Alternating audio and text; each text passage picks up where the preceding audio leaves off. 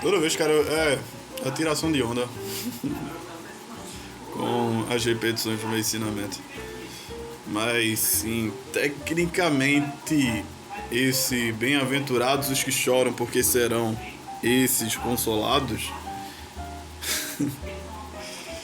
equivale o nosso quem não chora e não mama hoje. Quem não chora não mama. Não é sobre você esperar o mundo vindouro e associar aquilo ao Apocalipse. Né? A gente tem que considerar que quando Jesus está dizendo isso, o Apocalipse ainda não foi escrito. Jesus ainda não havia sido glorificado.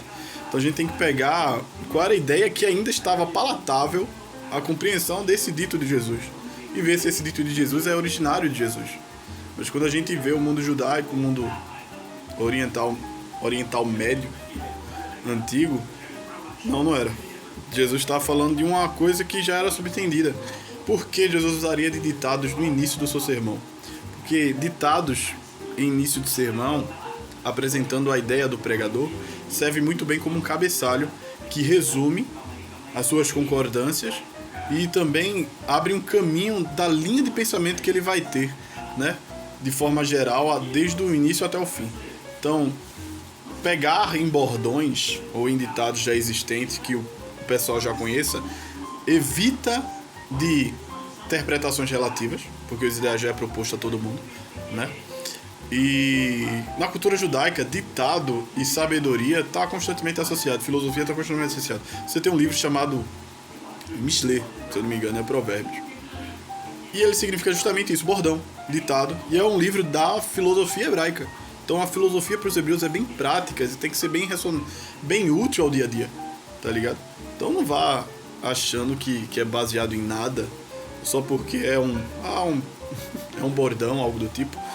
Não, a sabedoria tem que ser uma coisa ditada como um bordão, porque deve ser algo quando a gente deve bordão justamente isso, aquilo que a gente apoia nosso ideal, nossa estrutura, e aquilo que a gente se apoia para se levar à vida, né? Então por isso que o livro de Provérbios, Mishlei, ele é baseado nisso.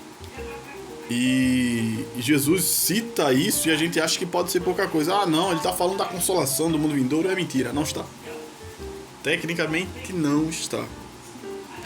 Se você quiser, pode associar, eu associo, mas eu não só faço isso. Eu considero a antecessão né, da revelação do Apocalipse e do costume em que a galera lançava luz sobre aquele ideal. Jesus está dizendo que aqueles que não choram não receberão colo ou não serão consolados. A ideia, na verdade, parece que de consolo ali pode estar associada à ideia de realmente receber apoio, né? A ideia de consolador, paracletos, não sei se é a mesma palavra, me perdoe, em grego. Faz tempo que eu não leio no original grego. Mas a ideia é quando ele fala assim, virar um consolador para vós, quando ele fala do Espírito, ele parece que usa uma palavra oriunda de paracletos, em grego, que significa justamente aquilo que você pode se apoiar a estrutura. Então, receber apoio e tal.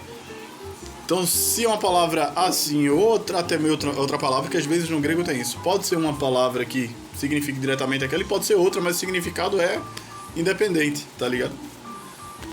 Então, aquele que chora recebe apoio, é consolado, né? Aquele que chora tal, etc. Que nem a criança. A criança que chora recebe colo, consola-se, né? E tal. É aqueles que estão dispostos a chegarem aos seus extremos para receberem aquilo que pode sanar a sua necessidade, a sua dor, o seu problema e tal. Aqueles que estão dispostos a chegarem nos seus extremos para a solução dos seus dilemas. Essa é a ideia de chorar, né? A gente tem isso até hoje, isso também tinha no Oriente Médio também. Quero dizer assim, eita meu irmão, eu tô aqui cheio de dívida para pagar, vou chorar ali pro meu patrão. Chorar, a gente claramente vai chegar chorando. Eu vou chorar ali pro meu patrão pra ver se ele libera meu salário mais cedo, se ele me dá um aumento pra descontar depois, pra andar nas coisas. Então, eita, poxa, eu tô precisando disso, eu vou chorar ali no lado do meu amigo e tal, pra ver se eu consigo tal objeto com ele que eu tô precisando. Então era essa a ideia que Jesus estava falando. Você tem que deixar aquilo alinhado com o que as bem-aventuranças quer dizer. As bem-aventuranças sempre tratam de posturas perseverantes diante das adversidades, né? Se você é um manso, é porque você, de certa forma, está em oposição à guerra, ao caos dos outros Então fala sobre mansidão as bem-aventuranças. Se você é um que tem sede de justiça, é porque você está diante das injustiças. Se você é uma pessoa de espírito flexível, ou aquele que se curva ao sopro, algumas pessoas adaptáveis ao sopro, né? É engraçado que a ideia de espírito é justamente aquilo que permeava os destinos dos homens, que conduzia o destino dos homens. Se você se curva onde quer que o espírito vai e manda, né? Para não quebrar os destinos, as soprações dos destinos, o cara adaptável é o cara que, mesmo que se chora, não vai chorar em vão, ele escaneta uma poesia. Ou se ele perde uma perna, ele era um atleta, perdeu uma perna, não pode ser mais atleta, ele começa a investir em pintar quadros. É aqueles que se flexionam a própria existência para não deixar a vida escorrer das mãos. Então sempre você vê que a qualidade das bem-aventuranças está associado a esse tipo de perseverança diante do mal que o mundo insiste em ter. Então aqueles que choram e estão dispostos a chegar aos seus extremos para terem suas respostas, são esses que de alguma forma são parte daquilo que será luz do mundo e sal na terra. Tá entendendo? Não é aqueles que só ficam com o contento e lamentam, né? Estou contentado com isso, fica parado, fica quieto, né? E deixa o mal por si só e não procura resposta alguma, não procura a saciedade de mudar a situação, daquela notificação de melhoria. Não corre atrás, não quer conhecer os seus extremos para conseguir aquilo que precisa, tá ligado? Tá entendendo? Aqueles que ficam quietinhos diante da pressão do mal nunca vai oferecer nada de novidade para o mundo, né? Mas aqueles que estão dispostos a chegarem nos seus extremos, esses conhecerão ao consolo, esses receberão colos, esses serão consolados por isso. Mas espiritualmente a gente pode associar a ideia: isto enxugará do rosto toda lágrima e não haverá mais pranto nem dor. A gente pode fazer isso de uma forma mais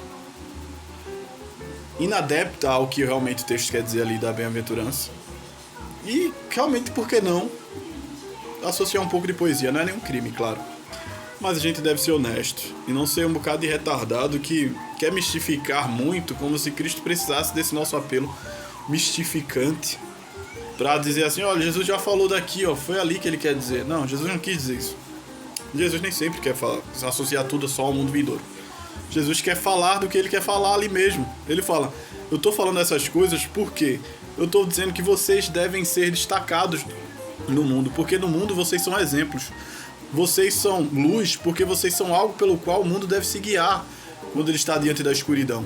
Vocês que têm essas virtudes, vocês que são flexíveis, resilientes, a ideia de pobre de espírito, né?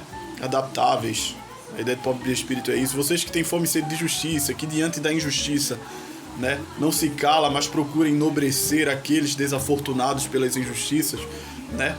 Vocês é que impedem com que esse mundo se entregue à sua insistente decomposição. Sal da terra, luz do mundo. Os que guiam o mundo e os que privam, na verdade não é nem retardar a decomposição do mundo, é sobre dar sabor ao mundo. Ele fala assim: se o sal foi insípido, foi incapaz de dar sabor, né? Então a gente é aquilo que ainda dá gosto, não faz o mundo entrar em total dissabor, né? E fica impalatável, indigesto ao próprio Deus. Ele fala: vocês devem ficar em destaque, porque por meio dessas virtudes os homens glorificarão a Deus. Glorificar a Deus é dar lugar a Deus. Por meio desses testemunhos, por meio desses negócios que vocês dão, a esperança, o contínuo e tal. É sobre isso essa mensagem de Jesus, né? Não é sobre mundo vindouro, simplesmente. É sobre como mediamos aquilo que é do alto, já por meio da virtude.